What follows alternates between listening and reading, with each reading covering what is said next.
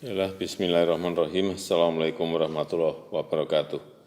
Eh, yang saya hormati, Bapak Wakil Presiden, Bapak Ibu Menteri, seluruh kepala lembaga yang hadir.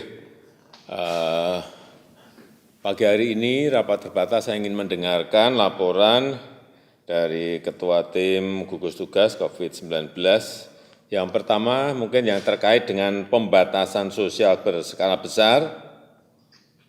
Saya melihat sudah ada Permenkes nomor 9 2020. Yang paling penting saya ingin menanyakan beberapa hal, terutama dengan nanti pelaksanaannya seperti apa. Dalam rangka kita memiliki sebuah kecepatan untuk mencegah memutus rantai penyebaran dari COVID-19. Kemudian juga pentingnya kerjasama antara pusat dan daerah, sehingga komunikasi antara pusat dan daerah betul-betul harus selalu dilakukan, sehingga semuanya kita memiliki satu visi, memiliki satu garis yang sama dalam menyelesaikan COVID-19 ini. Yang kedua yang berkaitan dengan pembebasan bersyarat napi, ini dihubungkan dengan COVID-19.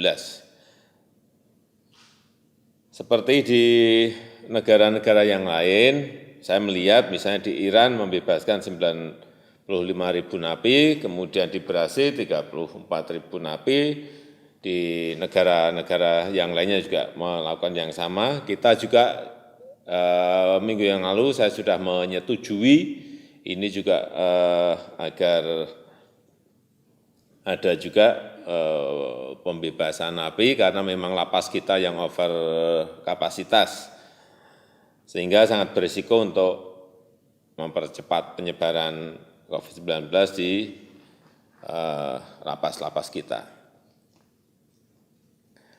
Tetapi tidak bebas begitu saja, tentu saja ada syaratnya, ada kriterianya, dan juga pengawasannya. Saya hanya ingin menyampaikan bahwa mengenai napi koruptor tidak pernah kita bicarakan dalam rapat-rapat kita. Jadi mengenai PP 99 2012 tidak ada, perlu saya sampaikan, tidak ada revisi untuk ini. Jadi pembebasan untuk napi hanya untuk napi pidana umum. Kemudian yang ketiga mengenai kecepatan. Saya betul-betul minta agar tes PCR, pelaksanaan rapid test ini diberikan prioritas untuk orang-orang yang berisiko tinggi. Baik itu dokter dan keluarganya, sekali lagi, untuk yang PDP, untuk yang ODP, dan sekali lagi kecepatan pemeriksaan di laboratorium agar didorong lagi, ditekan lagi agar lebih cepat, dan kita harapkan dengan kecepatan itu kita bisa mengetahui siapa yang telah positif dan siapa yang negatif. Kemudian juga kecepatan mengenai pengadaan dan distribusi APD, alat-alat kesehatan yang dibutuhkan rumah sakit akan juga menjadi perhatian. Kita sudah mendistribusikan misalnya ke sebuah provinsi di daerah, tetapi dari daerah itu juga harus diawasi, dilihat betul apakah sudah didistribusikan ke rumah sakit.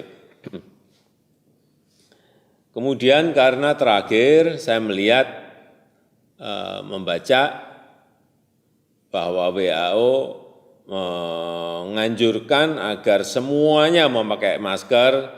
Saya minta juga penyiapan masker ini sekarang ini betul-betul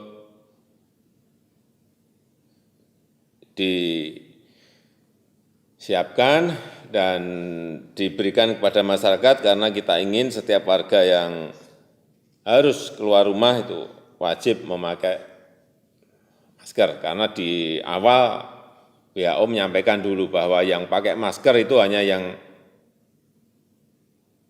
sakit, yang sehat enggak. Tapi sekarang enggak, semua yang keluar rumah harus pakai masker. Kemudian yang keempat, ini yang berkaitan dengan berita mengenai yang terjadi di negara-negara lain. Ini juga perlu disampaikan kepada publik, biar publik juga memiliki sebuah wawasan bahwa sekarang ini sudah 207 negara yang terdampak. Mestinya ada yang menyampaikan, mungkin tidak dari kita, tapi ini perlu disampaikan mengenai 10 negara dengan kasus tertinggi. Misalnya di Amerika Serikat sekarang sudah 305.000, Italia 119.000, Spanyol 117.000, Jerman 85.000, RRT 82.000, Prancis 63.000, Iran 53.000, Inggris 38.000, Turki 20.000, Swiss 19.000. Biar kita semuanya memiliki gambaran bahwa penyakit ini tidak hanya di Indonesia, tapi di 207 negara. Dan kasus-kasusnya tadi disampaikan 10 kasus tertinggi di negara-negara yang tadi saya sebutkan. Ini perlu mungkin nggak tahu setiap hari atau setiap 2 hari harus ada yang menyampaikan, tetapi sekali lagi bukan dari kita.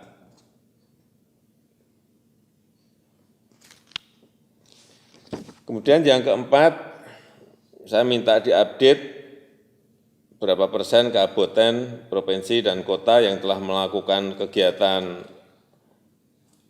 realokasi anggaran dan refocusing APBD, karena ini penting sekali, jangan sampai ini kita juga terlambat, terutama yang berkaitan dengan jaring pengaman sosial, agar segera bisa dinikmati oleh masyarakat. Saya rasa itu yang bisa saya sampaikan pada kesempatan yang baik ini. Waktu saya kembalikan.